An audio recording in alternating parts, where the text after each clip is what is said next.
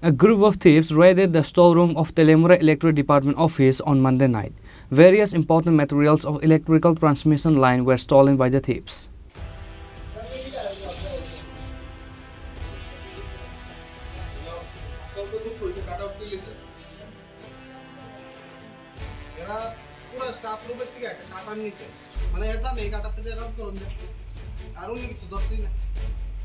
Again, a group of thieves attacked at the government department office ahead of the East River Lok Sabha election.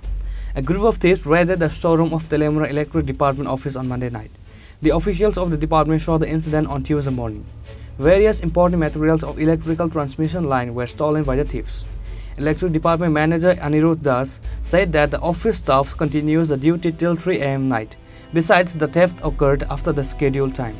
ঘটনাটা আনুমানিক ভোর রাত্রে ৩টা সাড়ে ৩টার সময় সম্ভবত এই টাইমে যখন আমাদের কোনো স্টাফ থাকে না তখন আমাদের পিছের জানালাটা ভেঙে কিছু চোর আমাদের স্টোরের ভিতরে যে সব মালগুলি ছিল ওইগুলি লুটপাট করে নিয়ে যায়। বিগত কিছুদিন আগেও এই ধরনের দুর্ঘটনা হয়েছে আমাদের সাথে, এবারও সেম টাইপের একটা ঘটনা ঘটলো। এখন আমরা অ্যাসেসমেন্ট করছি কী কী জিনিস হারানো গেছে, কী কী জিনিস বাকি আছে। এই কিছুক্ষণ পরে এটা জানা যাবে।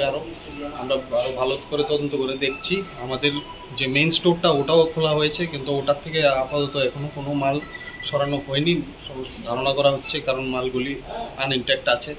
বাট ছোটো মালগুলি এইগুলি অনেক সরানো হয়েছে এখান থেকে, যা দেখা যাচ্ছে এখানে একদম খালি।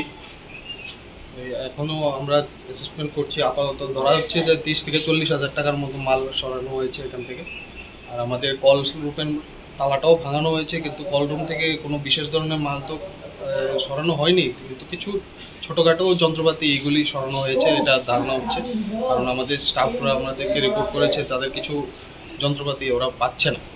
তো এখন আমরা জিজ্ঞেস করে দেখব তাদের কী কী মাল হারানো গেছে, কী কী মাল আমাদের কাছে এখনও আছে।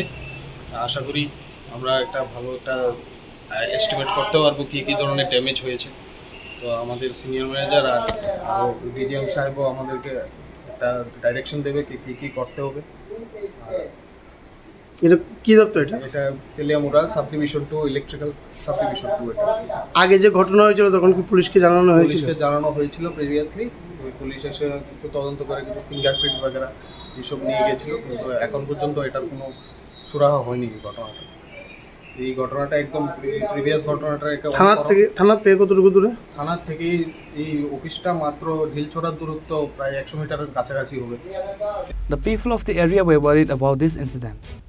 Reporter Bihiranmoy from Telemura, Chinikhorang.